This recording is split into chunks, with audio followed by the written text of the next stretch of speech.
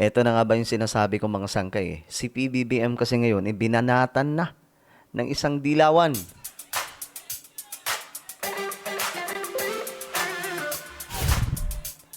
Yo guys, what's up? This is me. We are back dito sa ating YouTube channel. Kamusta po kayo mga kababayan? At ito nga po, pag-usapan po natin ngayon, itong nagsalita na nga po, isang dilawan po ito, no?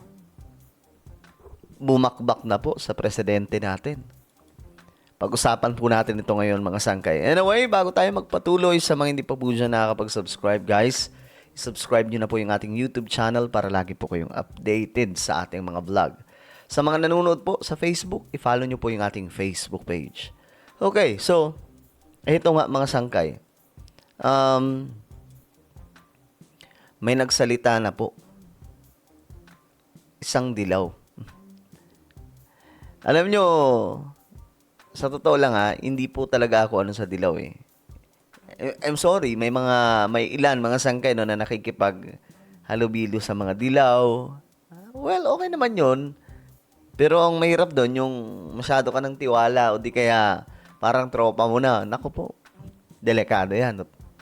Ako kasi mga sangkay, mas pinili ko na lang mag-isa kaysa po makipaghalubilo sa dilaw eh. No? Kasi 'di ba ngayon, ang dilawan ay nakikipagtropahan sa mga makamarkos. 'Di ba? Well, walang problema diyan. Ako open-minded naman ako. Pero yung tipong parang okay, parehas na tayo ng paniniwala. Parang tropa na tayo. Ganon. Ayoko lang ganyan. Kasi ang dilaw ay dilaw. Ngayon nga mga sangkay, itong si Chel Jokno ay nagsalita po ng matinding banat. Ito bagamat hindi binanggit dito si PBBM, but we all know naman na si PBBM yung binabanatan dito. Nasa inyo na yun. Ako mga sangkay, neutral po ako. Pero pagdating sa corruption, ano ako dyan, mga sangkay, kumbaga, hindi tayo pabor sa mga corrupt. Talagang kung ano yung panawagan ng iba, yun din yung panawagan ko. So, itong si Chel Jokno, ay nagsalita. Ang tanong niya dito, bakit hindi pa rin nahuhuli ang malalaking isda? Oh, I'm sure naman alam niyo yan, mga sangkay. Dahil tanong niyo rin yan eh. 'Di ba? Tanong niyo rin yan eh. Yung tanong niyo, bakit hindi pa din nahuhuli yung mga malalaking isda? Di ba nga mga sangkay, sino ba yung mga isda na yan? Mga malalaking isda. Nasa Kongreso. Nasa House of Representatives. Marami doon.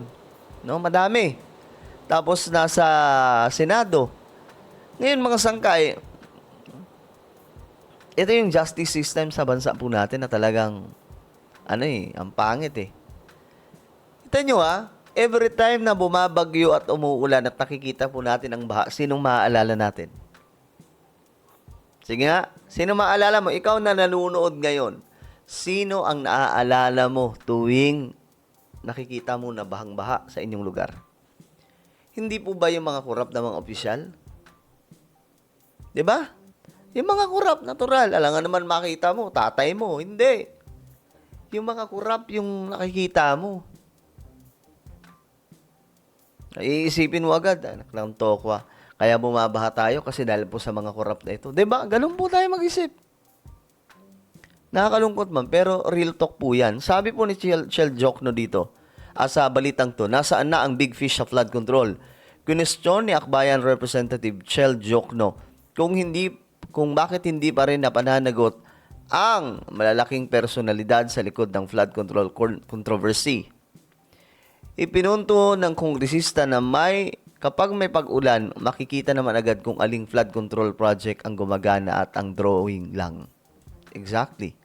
Ako hindi po ako pabor sa mga dilaw na to. No? Hindi po ako dilaw eh. At kita nyo naman mga sangkay, sa maraming mga pro-government vlogger, ako po yung isa sa mga hindi nakikipaghalubilo sa mga dilaw. Hindi dahil galit ako sa kanila, kundi ayoko lang. Diba? Ayoko lang. Trip ko lang. Ayoko lang talaga na, kasi, alam nyo naman ako, ano ako loyalista ako ni Apo Lakay. Apo Lakay loyalista po ako ni Ferdinand E. Marcos ng senior. No, at alam po natin mga sangkay na kung ano ang dahilan bakit po siya nawala sa pwesto noong 1986. Dahil po yun sa mga dilawan. No, kaya ako mga sangkay, neutral ako pagdating sa mga ganitong klaseng usapin, but don't tell me na makikipagdikitan na ako sa iyo kahit porket dilaw ka. Di ba?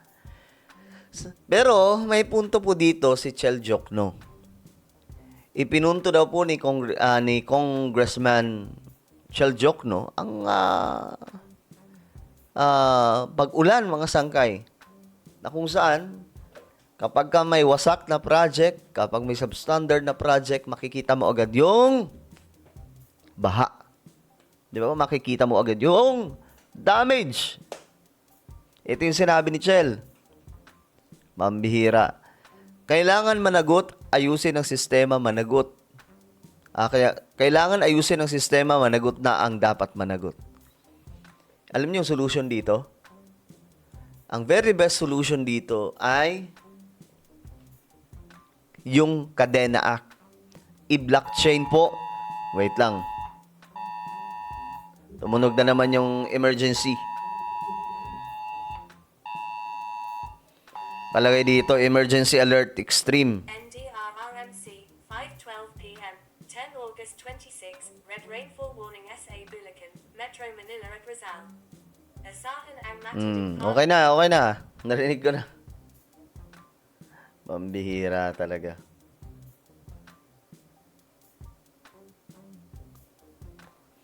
So, ayun mga sangkay. Ang kailangan ditong solution, blockchain po yung pera ng Pilipinas. Yung pera ng gobyerno, parang wala na pong makahuli, wala na pong makapangurap. Kaso nga lang, yung mga big fish ang gumagawa ng paraan para hindi matuloy ang batas na yun. Legit yun, silang gumagawa. Kaya ngayon, ito yung sinasabi ko, siguro ang dahilan kung bakit bumababa ang ratings ni Pangulong Bongbong Marcos. Dahil siguro sa mga big fish na hindi pa rin mahuli hanggang ngayon. Na hindi ko rin naman masisi si PBBM. Kasi alam naman po natin mga sangkay yung mga opisyal sa ating bansa. Minsan nga makapangyarihan pa kaysa presidente. 'Di ba? Minsan nga po, mas marami pang kalokohan yan Kahit hindi sila mataas na opisyal, nakagaya ng presidente. Madalas pa nga po mga sangkay. 'Di ba? So, pero kailangan po talaga may mapanagot. Kasi kung hindi mapapanagot itong mga dambuhalang mga buhaya, guys, matatapos na po yung termino ni PBBM. Papaano na yan sila? 'Di ba? Well, ano po ang inyong opinion sa banat ng isang dilawan na si Chel Jokno? Ako, tingin ko talaga si PBBM ang inaan nyo dito. Tinatanong. Which is good, kasi nagtatanong. Hindi po yung tipong nambabalahura. Yung iba kasi nambabalahura, hindi na po nagtatanong Kailangan po natin tanungin si PBBM. PBBM, Mr. President, mahal naming Pangulo. Bakit hindi pa rin nahuhuli ang mga malalaking isda? Masyado bang malalakas ang ang kapit nitong mga to? Sa judicial natin? At hindi po sila nahuhuli sa mga judge o kaya sa mga abogado. Ba't ganun? 'Di ba? Well, ano po ang inyong opinion? Comment down below. Meron tayong YouTube channel. Ito po ay Sangkay Revelation. Hanapin nyo po ito ngayon sa YouTube. Kapag nakita nyo na, i-click nyo po yung subscribe, i-click ang bell, at i-click nyo po yung all. Ako na po ay magpapaalam. Mag-iingat pong lahat. God bless everyone.